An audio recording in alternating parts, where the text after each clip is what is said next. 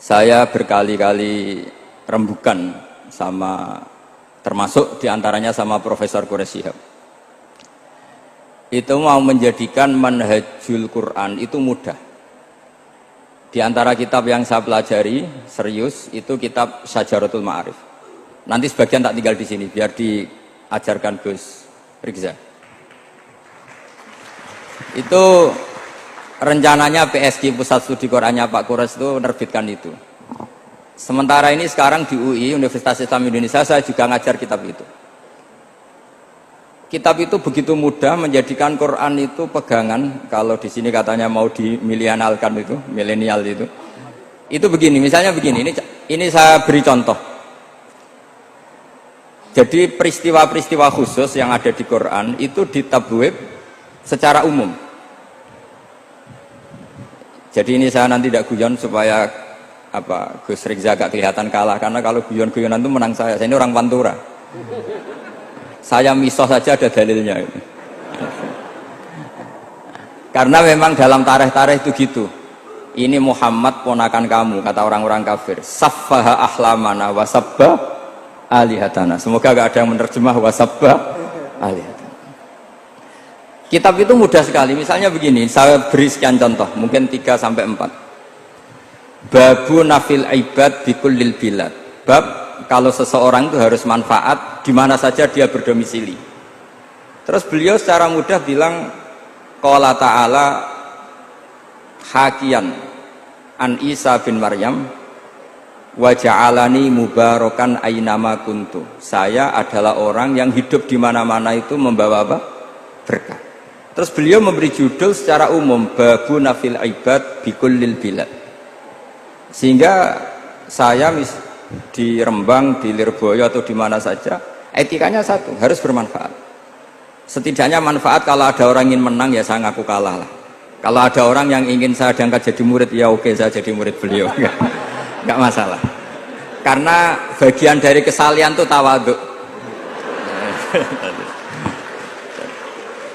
Pasti yang tawadhu jadi wali karena man tawadhu'a rafa'ahu Allah. Yang kumo luhur jadi guru pasti tidak jadi wali.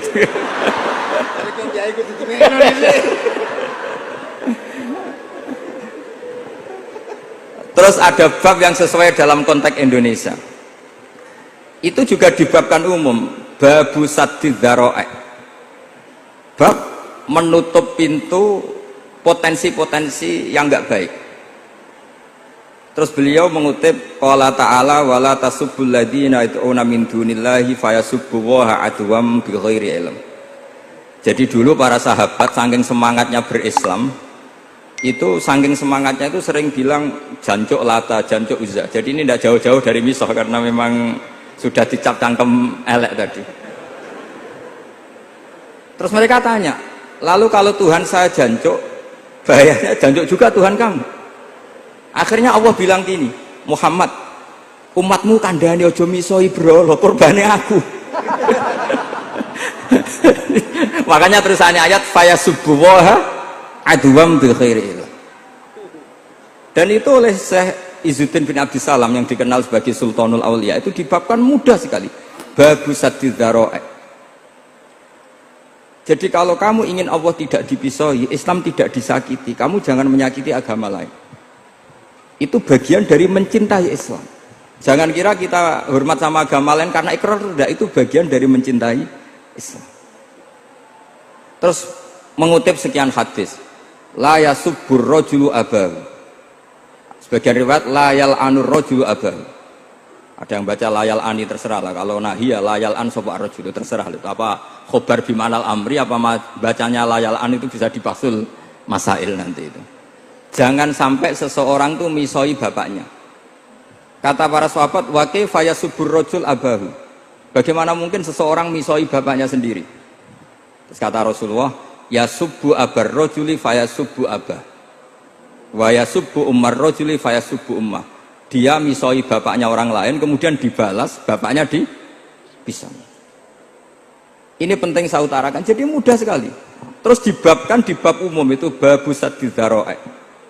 Sehingga peristiwa yang khususiyah ini menjadi bisa ditarik kesimpulan secara umum dan Quran maupun hadis mengawal kita ila yaumil kiamah. Karena kita tidak kehilangan stok untuk memaknai Quran dan hadis dengan cara yang diajarkan Syekh Izzuddin bin Abdissalam yang kita kenal, beliau termasuk Sultanul Ulama. Contoh ketiga ini yang paling penting dan itu saya sering utarakan. Beliau bikin judul La yutrakul haqqu li ajlil batil. Kebenaran tidak boleh ditinggalkan hanya karena banyak kebatilan. Uniknya apa? Beliau pakai dalil, saya yakin seorang Dr. Riza pun nggak terlintas kalau itu ada.